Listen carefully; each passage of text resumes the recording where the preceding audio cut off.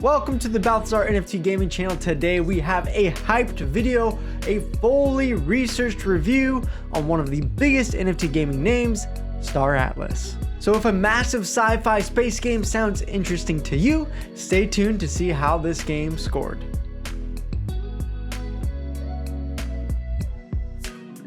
In Star Atlas, the story largely revolves around the three prominent factions: the Manus Ultima Divina, the Ani Consortium, and the Ustur. In a time when the different factions started expanding throughout the galaxy, a makeshift group of explorers from different factions found themselves in what is known as the Cataclysm Zone. At the center of it is the ancient planet Iris. Iris is full of invaluable materials, and way back in time, it collided with its 7 children planets, leading to the Cataclysm. Within the Cataclysm Zone, a new form of free energy came to be.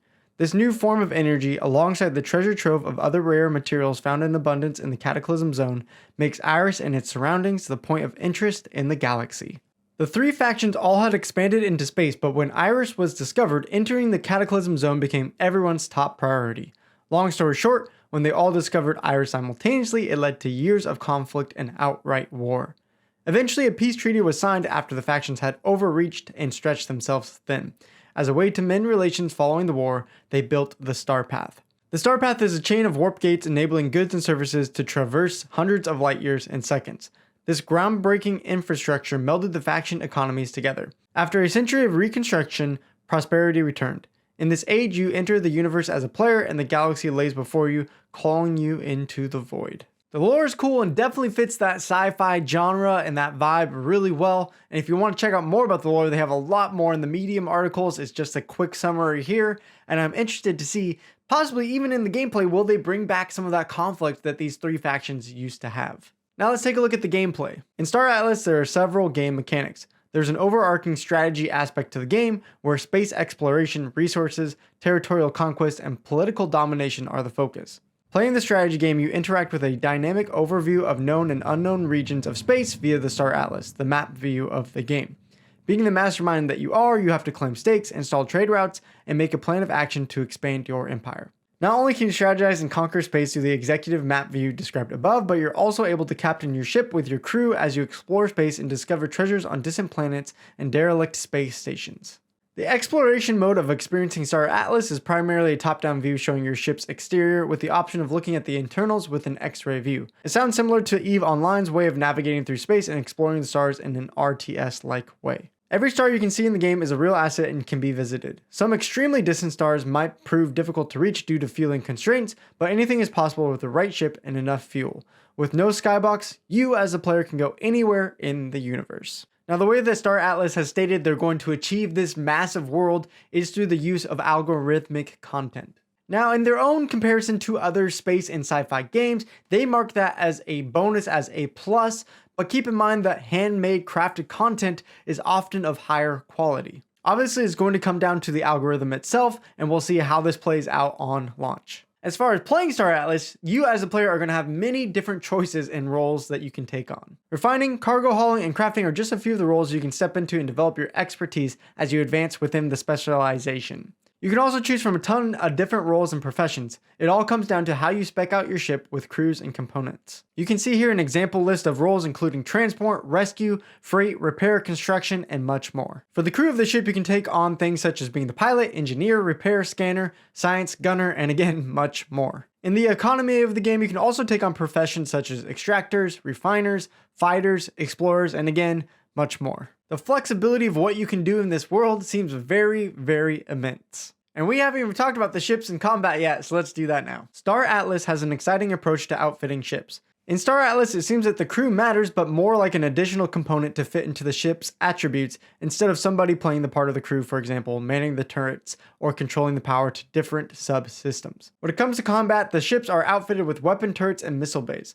For the turrets, there are various types of damage and ammo. The three main ones are energy, ballistic, and disruption. You can also target and destroy land and space-based installations. In doing so, you free up some of the competitors' claims. This lays the groundwork for base assaults and similar scenarios in different corporations or alliances fighting over territory. Star Atlas will have high security, medium security, and no security areas, obviously putting yourself more in danger as you go further out. Finally, you can walk around on planets in the FPS mode and manually pilot your spaceship if you want to.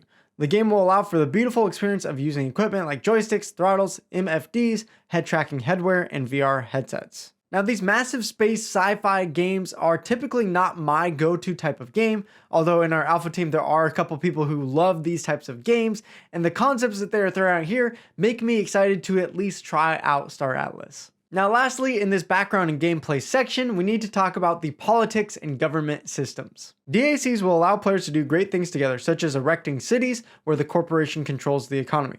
Strategic alliances will allow you to control regions of space as well as the resources and operations within. The Polis token will allow political stakeholders to impose taxes, fees, fines, rules, and laws on players outside of the DAC wishing access to the city's amenities. The corporation model in EVE Online is a model where we believe it is reasonable to emulate. If Star Atlas brings the same framework of space drama into Web3, it'll be an enormous accomplishment and something in which we personally would like to participate. Star Atlas economy will be player-driven, where the heart of the economy lies in mining and resource extraction. When fighting or exploring in deep space, there is a real risk of losing your ship, for example, being at the wrong end of an ambush in no security space.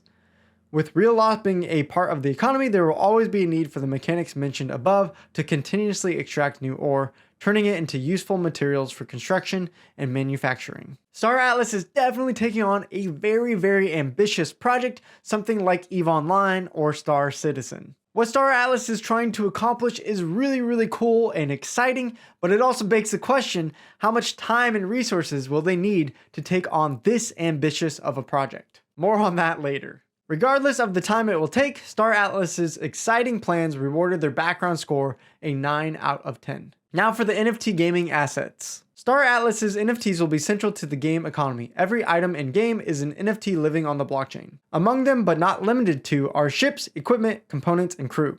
NFTs such as ships will be periodically released, considering the inflationary impact of said release. Asset demands, user growth, asset availability on marketplaces, and loss of assets in-game to the deflationary mechanic of asset destruction will all be considered when launching new assets. There will also be an emphasis on having previous versions of NFTs with a power bonus or unique benefits, differentiating them from newer versions to provide value for early adopters. Now, we've all seen the debate of how do you bring in new players with new NFTs and also not make the old investors or players mad of losing their NFT value. It seems like their solution they're taking on is bring in new NFTs at a reasonable rate, but also give old NFTs some bonuses, which is a cool way to balance that concept and that struggle, but also brings up the question, does that potentially make the game too pay to win if they're giving too many bonuses to those old NFTs?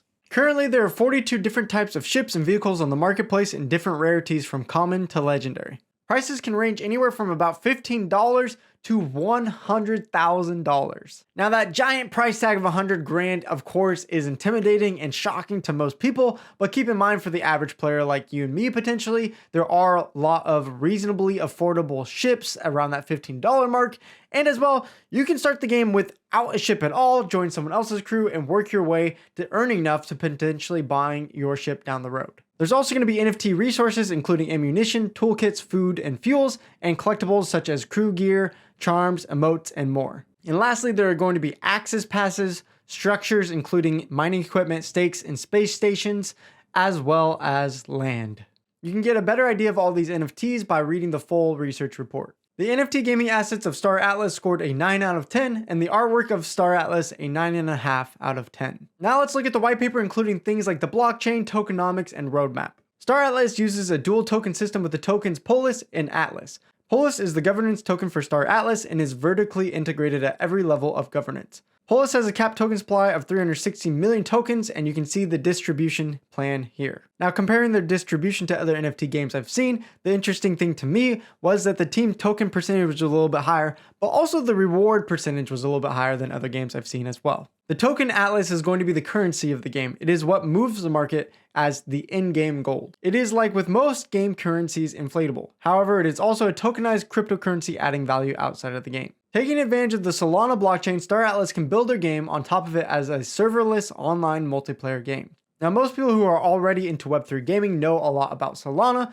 but if you want to read our thoughts, our pros and cons of Solana, then just jump over to the full research report. Star Atlas's roadmap is divided into 5 phases with a brief term explanation and color coding of the different phases. The roadmap is built on the web platform Notion and seems to be alive, meaning that it is subject to change. Although the team has divided its roadmap into phases, all but 3 aims have been stated properly. They aim to release the first version of the game in the form of Scream in 2022 on PC, and from what we can tell, they are working effectively to accomplish that. However, we do not expect a full game release for at least another 5 to 6 years. As I said earlier, this game has a big scope of what they're trying to accomplish, and 5 to 6 years seems reasonable as a minimum for them to put out at least a full version of the game. As for the white paper, Star Atlas actually has 3 white papers, and all of them are excellent sources of information. They are easily readable and contain the information we want. They thoroughly explain the economy, burn mechanics, deflationary systems, and also how to follow player growth by regulating the inflation of the Atlas tokens.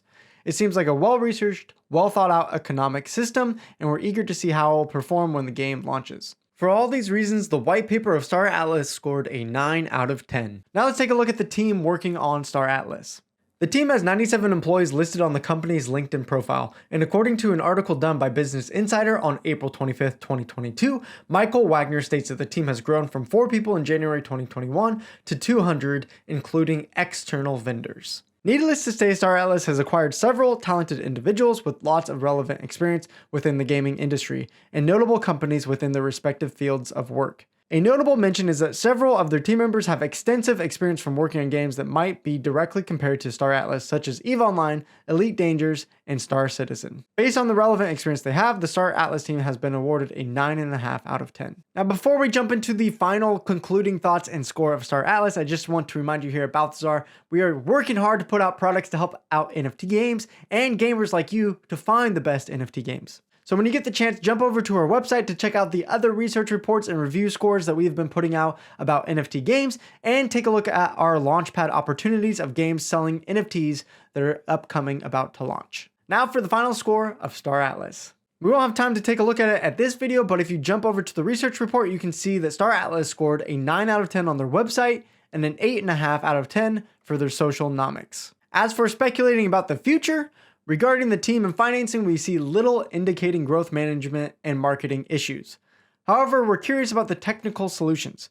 Suppose we use Star Citizen as an example. The game has been in development since 2012 and strives for something that has never been done before. Star Atlas is seemingly following in its footsteps regarding ambition, although it might not be as extensive. However, both games have serious hurdles to overcome in this scaling department. For example, Star Atlas hasn't been clear on how crowded they want an area or server to be. Unreal Engine 5 can handle an unlimited number of players, but the game must be made with network limitations and bandwidth in mind. Multiplayer has a cost, but if done well, can have a smaller impact on the performance. The case with Star Citizen might be different than Star Atlas, but we see a lot of similarities between the games, and this is a challenge we're expecting they will have to overcome. Therefore, we would love to see some transparency and more details regarding the technicalities of things. It's definitely a fair point from our alpha team and something to be concerned about, because you can make the most incredible looking and playable game ever, but as soon as you add the multiplayer aspect, if you haven't figured that out and it just hurts the performance, it really doesn't matter how great you made the game. So hopefully they can put out more information about how they plan on solving some of these multiplayer and network solutions, because it's definitely going to be a challenge at some point for them. As alluded to earlier, this game fits a niche. It isn't necessarily for everyone's taste.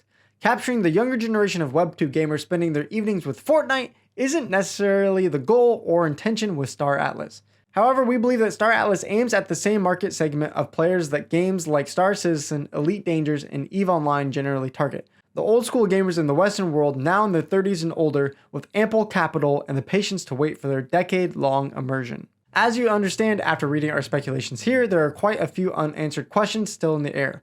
However, we are hopeful that within the next remaining 5 to 6 years, more information, especially around the technical aspects of Star Atlas, will be released during the remaining development timeframe. However, only time will tell. The ballpark estimation is 5 to 6 years. Until then, we can only hope that the project can keep up with the future technologies, trends, and possibilities. Based on the averages of the 7 different categories, Star Atlas's pre-release score is a 9 out of 10. Well, hopefully after seeing all the alpha team's research on Star Atlas, you get how incredible the scope of this project is and how exciting it can be, and yet all the challenges that will come with that.